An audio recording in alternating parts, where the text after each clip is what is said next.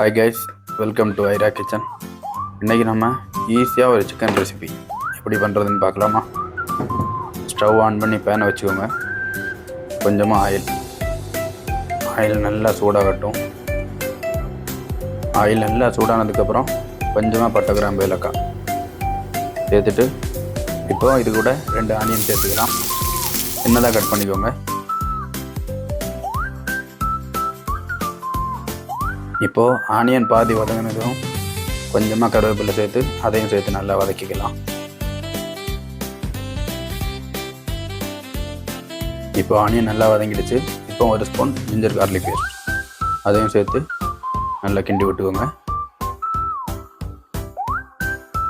இஞ்சி பூண்டு பேஸ்ட்டோட வாசனை போனதும் 2 தக்காளி, 2 பச்சை மிளகா அதையும் சேர்த்து அதையும் நல்லா கிண்டி விட்டுக்கோங்க.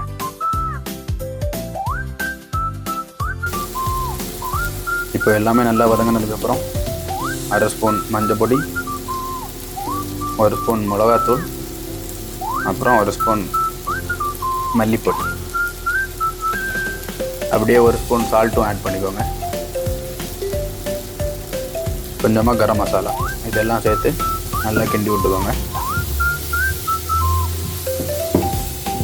இப்போது எடுத்து வச்சுருக்கிற 1/2 கிலோ சிக்கனை அது கூட ஆட் பண்ணிக்கலாம். சிக்கனை ஆட் பண்ணி மசாலா கூட நல்லா மிக்ஸ் ஆகுறது மாதிரி நல்லா கிண்டி விட்டுக்கோங்க.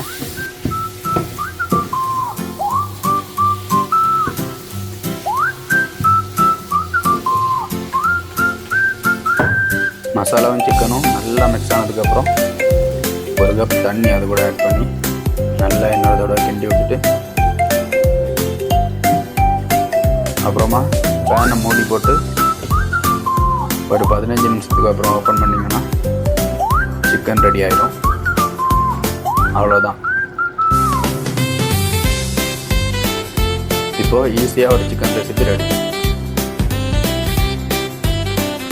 கடைசியாக கொஞ்சம் கொத்தமல்லி இலை மட்டும் தூவி ஸ்டவ் ஆஃப் பண்ணிக்கோங்க. அவ்வளோதான்.